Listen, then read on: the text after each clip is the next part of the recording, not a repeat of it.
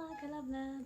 So mo to no sa mga kalablab na ko diha nga naay mga kasuko sa isig kitawo, naay hatred, naay mga problema nga dili ma-share sa uban, naay gikasakit or unsa ba.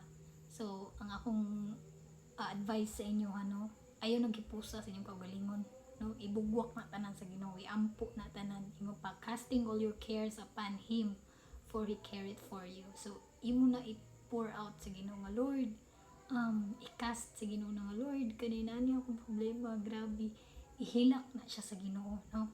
Ihilak na sa Ginoo. Ayaw diba kay ikaw ang maguba, no?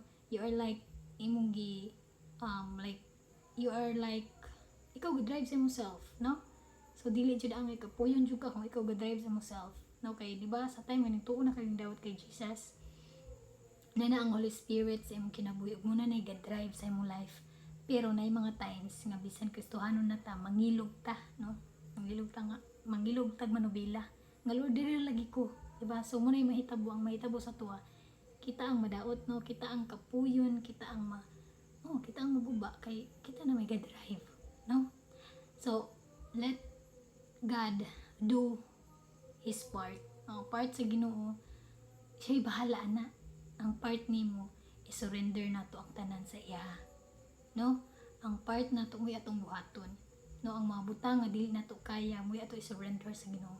Ang mga butang nga makaya na to buhaton na to, pero unahon jud nato permi i-pray jud na nato kanunay, no? Permi jud nato i-pray, no?